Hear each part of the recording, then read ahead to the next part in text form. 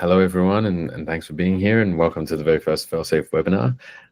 For those of you that are hearing about FailSafe for the first time, it was founded approximately 2 years ago. My co-founder, Ari, and I started a security research lab looking into the tools and tactics to mitigate risks and protect against hacks in real time. And essentially, we're on a mission to end crypto theft once and for all. Today, we are a defense-in-depth cybersecurity system for blockchain enterprises, protecting digital assets, smart contracts, and wallets through a series of fail-safe mechanisms, hence the name. And we cover everything from managing human risk through phishing simulations to performing real-time monitoring for signs of risk on chain, and providing an intelligent co-signing service that performs critical health checks on multi-sig transactions. Without much further ado, I'm super delighted to introduce my co-founder and co-host for today, is Ari Medvinsky. His expertise and experience in both cybersecurity and cryptography is fairly unmatched. And there's some fantastic lore about Ari, which I would love for him to share. But Ari, hello, and maybe for the benefit of the attendees here today, I would love for you to do a quick introduction about yourself. Hey, thank you, Flynn. Flynn, by the way, always goes by his last name, at least within our closed group. That's why I call him Flynn. Yeah, it's a pleasure to be with you guys. I think that security kind of comes and goes and kind of ebbs and flows. Right now, it's at top of mind given the most recent event as of last week, right? But this is kind of almost a weekly occurrence, if not more frequently. Large sums of money being stolen in any number of very creative ways, and you see this happening. The sophistication is really, it's quite impressive. I mean, it's a really smart adversary that's going up against you. So a lot of the assumptions about script kiddies and all that, I mean, you can basically assume that every possible avenue that exists will be taken against you. Just in terms of my background, I've been doing security for a very long time. Probably almost, I hate to say it, almost 3 decades. So I went to grad school, did my PhD at USC, was in Information Sciences Institute, part of that group. Did my dissertation on essentially it's a cryptographic framework for digital cash. Kind of there's a number of frameworks at the time. Mine was one of them. These are precursors to Bitcoin. So although Netcash, as me and my professor originally envisioned it and built it, did not survive in actual current bits being used, but I feel like it made its way at least in the literature, as well as lessons learned from that 90s work that later on ended up in the blockchain payment systems. I spent sorry, go ahead. No, legend has it that Satoshi himself read your thesis, so that's the claim to fame. I wish, I hope, once we know who Satoshi truly is. Yeah, so I pretty much spent my the rest, my career in applied crypto, in building security systems. I worked for Microsoft and Windows Security for over 8 years, building platform security systems like Kerberos, TLS, SSL, so on, SSPI. Worked on confidential computing at Google.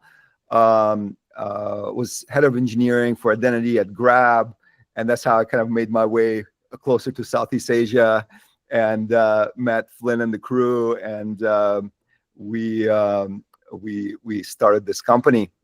So yeah, back to you, Flynn.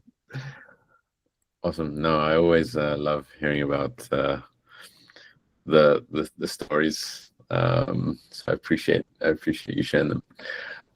Okay, yeah, maybe what we can do is we can just really dive straight into the content that we have for everyone today. But essentially, as Ari mentioned, hot off the heels of the Bybit hack, basically the largest crypto heist that's ever happened. We wanted to hop on a quick call and share a little bit about what we understand about the attack, and obviously share a little bit more about some of those fail-safe tools that would have mitigated losses. Just in terms of kind of overall content for today, I think introductions we've kind of got out of the way. We'll go a little bit into Bybit. Then that will kind of segue nicely into key cybersecurity trends that we're seeing kind of emerge in 2025, just being builders and practitioners in the cybersecurity space. Then we'd love to share a little bit about the fail-safe philosophy, defense in depth.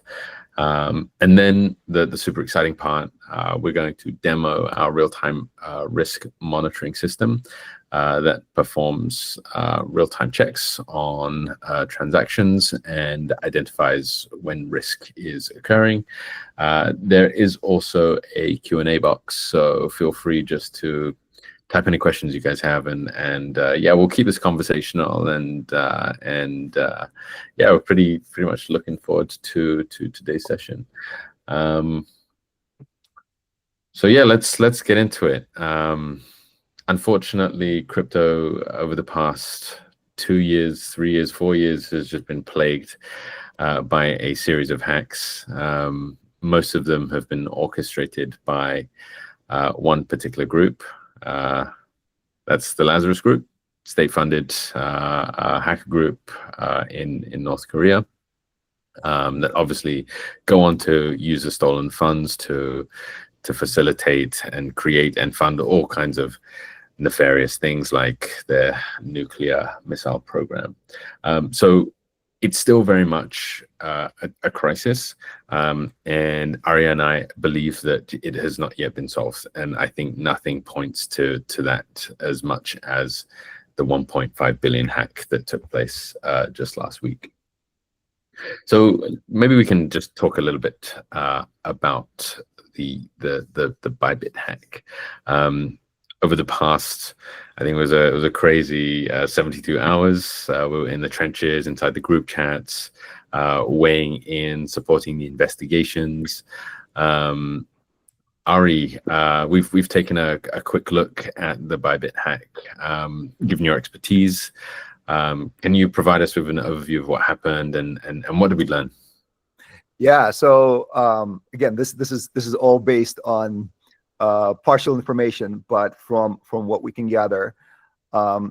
So the underlying systems were not hacked. So what happened was a transfer took place from a multisig wallet, Gnosis Safe. It was an assigned transaction by all the right participants, so their private keys were not stolen, and that transaction gave a contract the permissions to essentially upgrade the contract. So the contract being the Gnosis Safe wallet. So once that happened, all bets are off, right? So it's no longer the proxy; it's still the same address. The state is on the proxy, but the implementation is doing whatever the attacker wants. And so it was. And the interesting thing is, from what community can gather, is that the private keys were not stolen either. So essentially, the rightful owners of the of these keys of the quorum for the wallet signed off on this bogus transaction, and so there's this is a bit fuzzy. Was it like direct phishing, or was it a compromised system? It seems like that each. I mean, at least the current notion is that each participant in the signing ceremony had their system compromised. So when they were doing the signing, they had an infected system. So the UI was being presented with one thing, but the moment we can presume that the private key was on the ledger or whatever, that didn't get leaked, but they were signing their life away, right? So yeah, it's very much in line with some of the more sophisticated attacks that we've seen over the past year. So they really, in a way, this was actually not this past December, but the previous December, a supply chain attack onto Ledger. So again, private key was not compromised, but the channel between the browser and the device was infected. And so, like, a lot of these attacks that we're seeing, these are like classic, what one might call Web 2 attacks. These are, you're not compromising necessarily the contract or anything along those lines, but you're using these other classic channels, supply chain, phishing, in order to get access to, like, to billions of dollars at your fingertip. Yeah. So one of the questions that we get, and you'll know this, especially after the Bybit case, also after similar cases like the Radiant Capital attack, like the Wazir X attack, where basically it was a multi-sig, there was some kind of spoofed UI, and they're basically signing a malicious payload, and they had no idea about it. I think one of the questions that keeps popping up is, are safe multi-sigs still safe? What are your thoughts on that? Yeah, no, that's a great question. So for whatever reason, the security world seems to be kind of like divided into these two camps. Like, you go to Black Hat, and all the conversations are still kind of in the Web 2 world. Hardly anybody talks about blockchain Web 3, and the same thing is on the other side. But it's really important to understand the bridge and to bridge this gap, right? And lessons from Web 2 apply to Web 3, lessons from Web 3 apply to Web 2. For multisig. So what have we been taught in the last 4 or 5 years? Okay, the way you address risk is you just have a multisig wallet, and there you go, and you're done, right? But okay, so that's great. Your private key is not compromised, quorum is reached, yet you just lost $1 billion. And that speaks to the need to integrate some of these other protection layers. Some of these, it's essentially the philosophy we took in FailSafe, a defense in depth philosophy, that there's no single layer that's going to save you, that it is multiple layers. So just as an example, in this multi-sig scenario, we have a product called a Guard, and it's an extension of Gnosis Safe. So Gnosis Safe has an extensibility point. It's a contract that you can configure, has a particular interface. It will get called in the end, like everybody signs off, and then the Guard is called. And that Guard can do whatever this Guard is going to do. And what we do is that this Guard enforces other signals. So did all the signers, did they come from the right IP addresses? Did all the signers come from the right device? And even more interesting, with this, the attack that we witnessed, and this is like a direct path for us to add this feature, is are all of the signers coming from a healthy device? So, just like you have in if you think back to the Cisco's health checks that they have on devices, same principle. We integrated with the transaction service that accumulates. This is from Gnosis Safe, that accumulates all the transactions. So we're right in the right spot to check. Hey, is the device you're coming from, is it in a healthy state, or is this trusted subsystem saying, the stack has been compromised? So that, I mean, it sounds pretty elaborate, but look, your adversary is very sophisticated. So yeah, it's I think it's the defense in depth approach that's really needed for where we're at today. Yeah, makes a lot of sense. Yeah, the fact that attacks are becoming more sophisticated and aren't just looking at attempting to pry a private key from an unsuspecting administrator within the company, definitely, yes, speaks to the fact that there are still gaps in security, even in a widely agreed and tried and tested a platform like Gnosis Safe. So. Yeah, this is, I think, precisely an event like this just sheds light on the need for defense in depth. Maybe just kind of hopping over to how this has informed, I think, the way that we're seeing threat actors evolve, as well as how the security community is evolving. I'm happy just to kind of share a few observations on our end. So as Ari mentioned, we're seeing increased sophistication for the WA0X attacks, for the Radiant Capital attacks. It was a case where first an employee was phished. Even the DMM Bitcoin, they managed to phish an employee of Ginkgo. This wasn't widely advertised, by the way. Like, this was buried in some kind of like FBI document that was published a couple of weeks ago. But it was an employee from Ginkgo that had opened a document, sent to him by someone on LinkedIn posing as a recruiter and saying, "Hey, can you perform? Can you download this repo? And we need you to run some tests on it." And basically, that gave the attackers insight into the internal comms and gave them information such as which signing devices were responsible for signing transactions.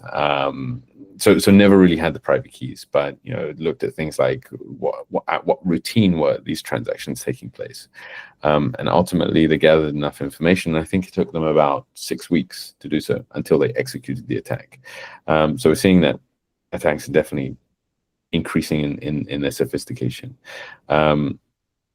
Diversification of targets as well, and I think this is somewhat similar to the other point, which is it's no longer just a private key leak. I think in 2024, about 2.2 billion was stolen. Like somewhere between 60% around that range. It depends on the various documents and the research papers you're looking at, but around 60-70% were attributed to private key losses. I think that's going to change in 2025. Now, how the security ecosystem is responding, I think it's becoming a non-negotiable that we need real-time intelligence. And this is just because of the rapid pace at which we're seeing crime evolve is so alarming, and it necessitates that real-time monitoring needs to take place to provide early warning and that critical time in order to get in front of a malicious transaction. And lastly, from the regulatory perspective, we are seeing that the regulators are now enforcing stricter cybersecurity controls in the same way that they enforce them for Web2 fintechs. So this is happening in 2025. And obviously, FailSafe is so well positioned to support blockchain companies that are looking to be regulated, that are looking to keep the majority of their funds out of the grubby hands of Lazarus Group. Yeah, it's something that we continue to be very passionate about. So maybe on that front, Ari, would love for you to share a little bit about FailSafe's philosophy, and maybe a few of these approaches that we take. Sure. And I think we had a question pop up in there was a quick dialogue that I saw a second ago. Yes. Don't know where it went though. Let me see. It said a host must approve, and I didn't get a chance to click on anything. Okay. All good. I'll look at it. All right. Sounds good. Yeah. So let me just let me we can come back to the question if once we figure out if it materialized or not. So a quick overview of our approach and some of the products that we've built out. So in general, from the get-go, we took the defense in depth approach, very much inspired by many lessons learned during my years at Microsoft, and I know that Microsoft has gotten its share of blame and so on for various exposures that they've had, but there was a very intense, very committed effort. The SDL, security development lifecycle, threat modeling, and all of that. It was actually a good engineering culture, but we're very much inspired by this defense in depth concept. So you attempt to mitigate at one layer and then fall back to the next and next, and for in the context of Web3, it's everything from threat intel, understanding the risks of addresses that are calling you, to better coding practices, audits on the contracts and so on, as well as some of the more elaborate last line of defense mechanisms that we've implemented, such as the interceptor, which is, hey, you've for whatever reason you did get tricked or phished, and you signed away authorization to transfer funds out of your account, or your private key was you somehow revealed it. If you've enrolled with the interceptor, with the FailSafe interceptor, then we can we're monitoring proposed transactions, and we have the chance to front run the attacker and transfer funds on your behalf to your wallet. But in between that, there's some really interesting and very applicable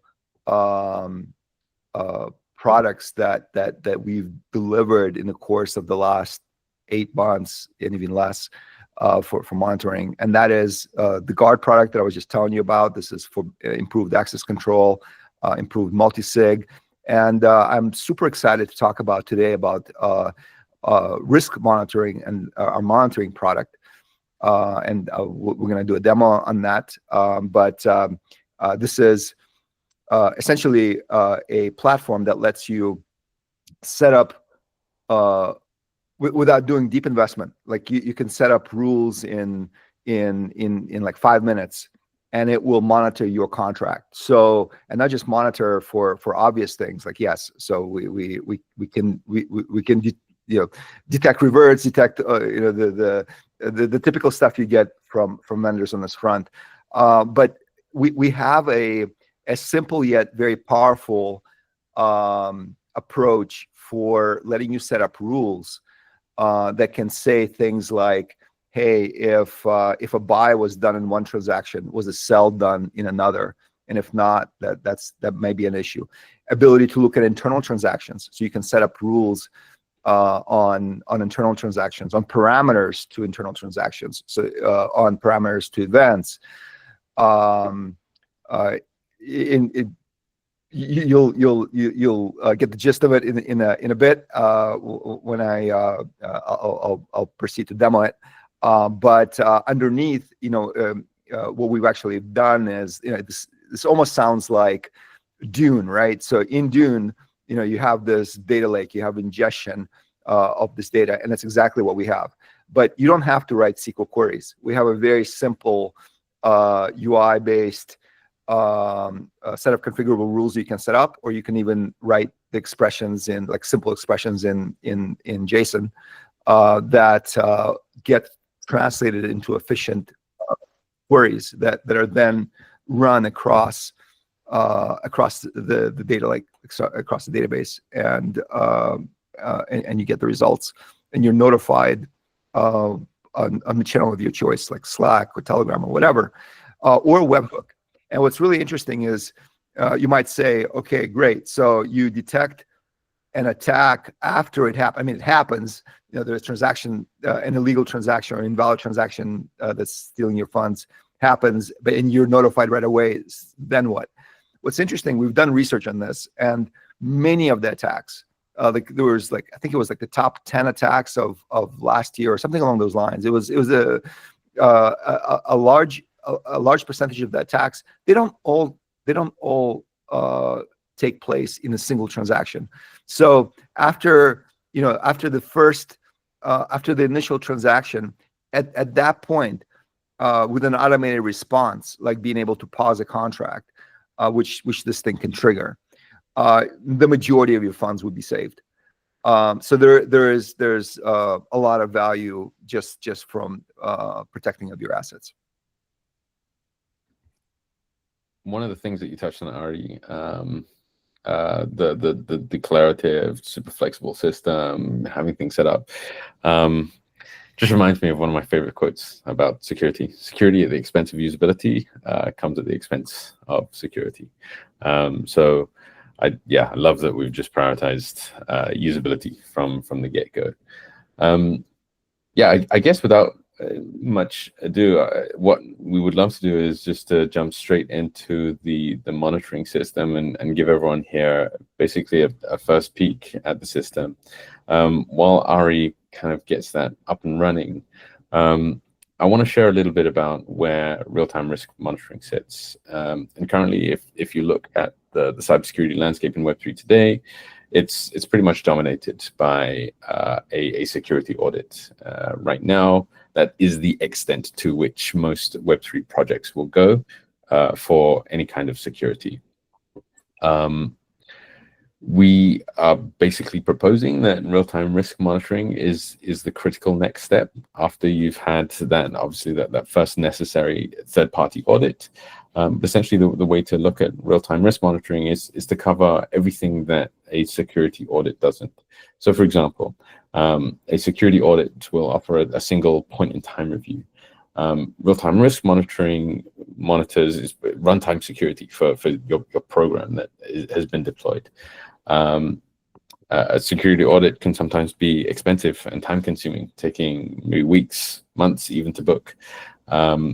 Ari will show everyone here that it will be set up. It can be set up in as little as 15 minutes.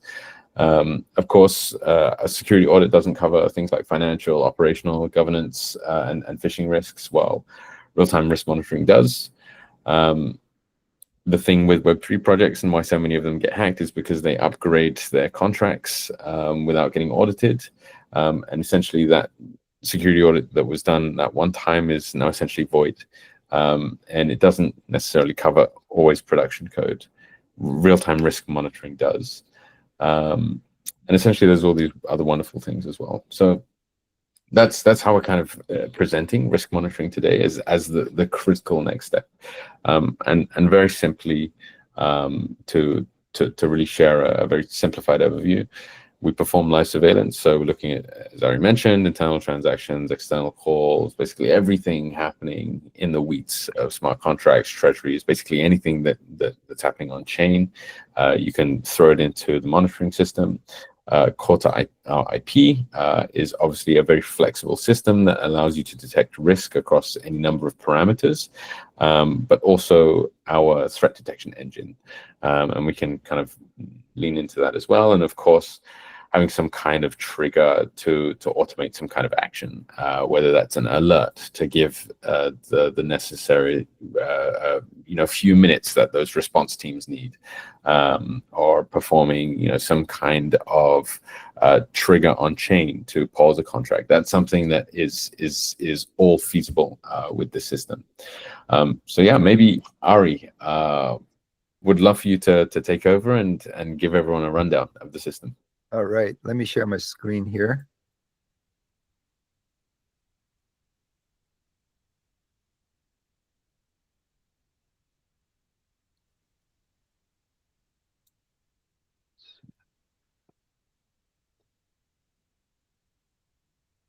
Okay, can you see my screen?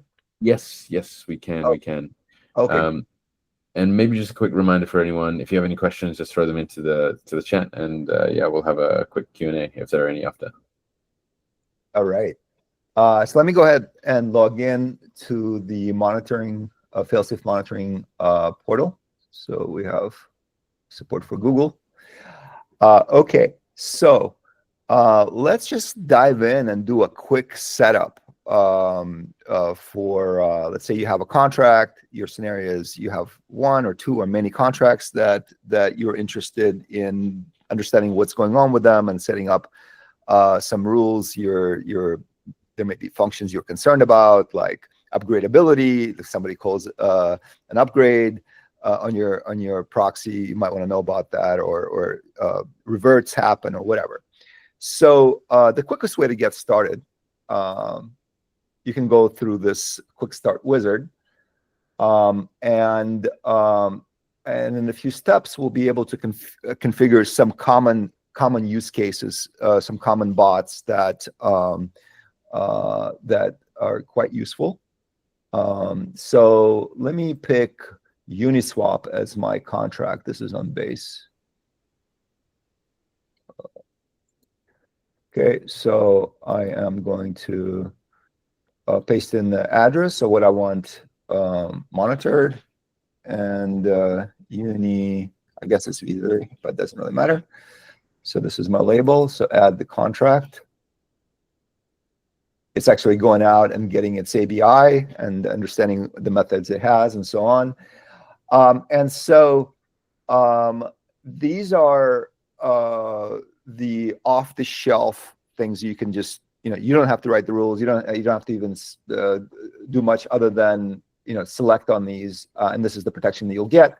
We'll be monitoring for reentrancy. So if for whatever reason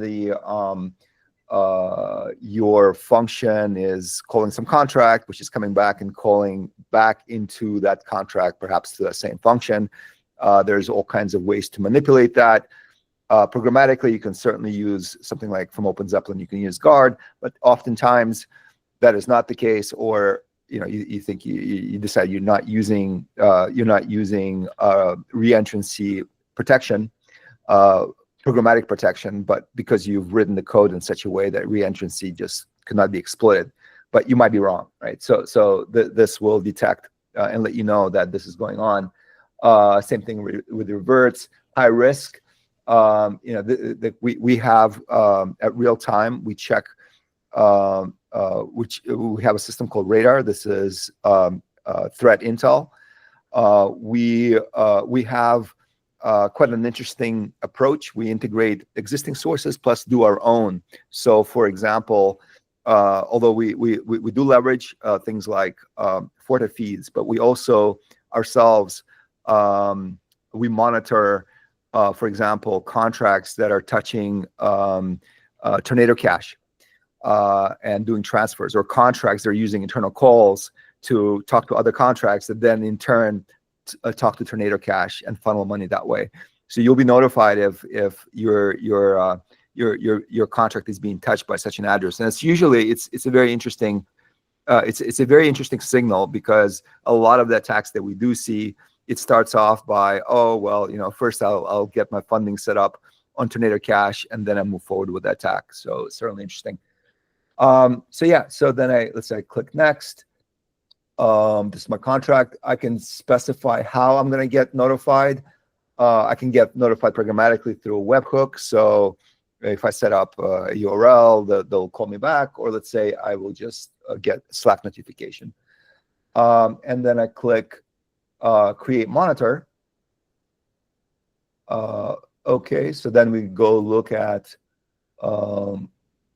let's see, configured monitors. Did it create it or not? Ooh. Oh yeah, there it is. I think it's called Uni. Yeah, so it created UniV3 high risk, UniV3 revert, reentrancy, and high gas. So this is for everything that we've just done. Everything that we've just done now. So if we can actually go and take a look at the rules of what actually happened, the expression language that I was talking about. So this just says, hey, any function that is being invoked on this contract. So this is UniV3 contract, and the risk score, which is an attribute that we place on the transaction after we ingest it, is greater than this, then you'll get an alert. Okay. I've also set up, right before this, I did set up a number of examples, so we don't have to do this at real time, but I think that maybe I deleted them or somebody deleted them. But that's okay. So what if you wanted to do something more advanced? So let's say that we click on Advanced Monitor.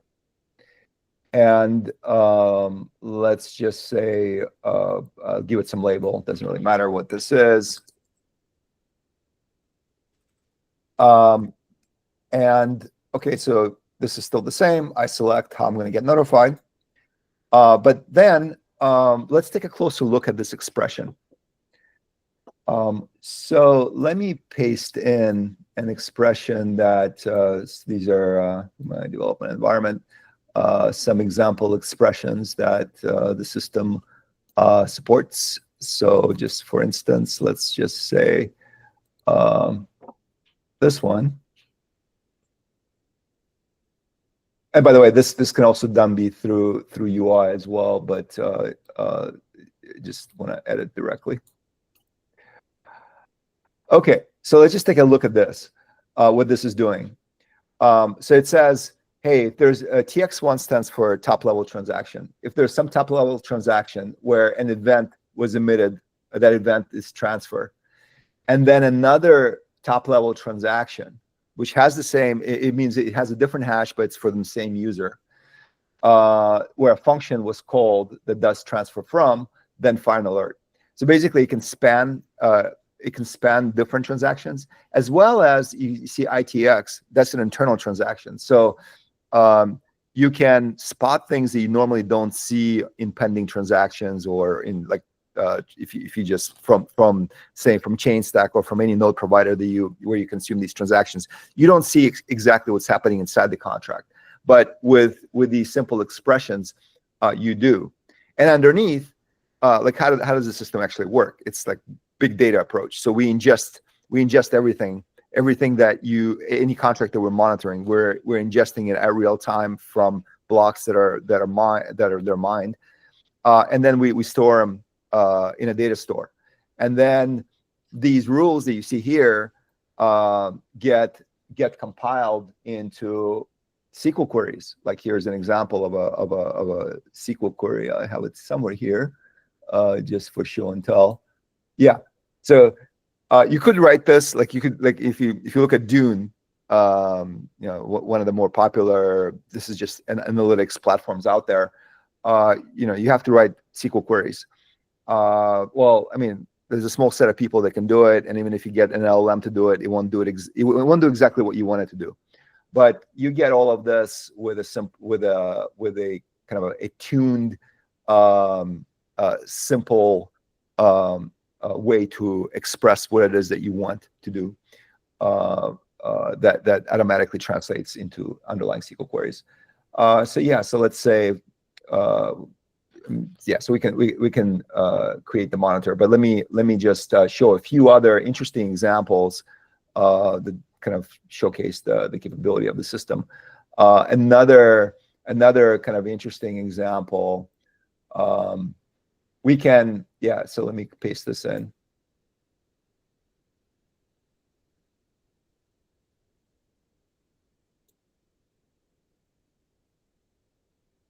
So this one is actually you're able to create rules based on parameters to function calls, whether they're internal or external, as well as based on parameters to events. So you have the ability to, for instance, have a rule. I'm just with that customer that wanted this, where an option was bought and then later was sold, but at a price that was exceeding a certain threshold. So you can do that through these unit compare. Like with unit compare, you can actually compare it to a particular value or to another function invocation with a particular parameter. So here it's the transaction, it's the contract. Here it's an event. The event was transfer and the value was this. So same approach for function calls. And just lastly, let me just show this one, which is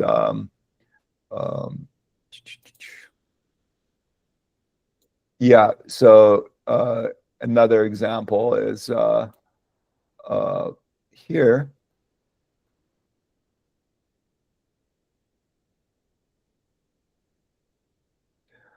So yeah, so this says if anything was if you have if anything got reverted, any method wildcard got reverted, or anything or there was any reentrancy on any of these methods, then fire an event.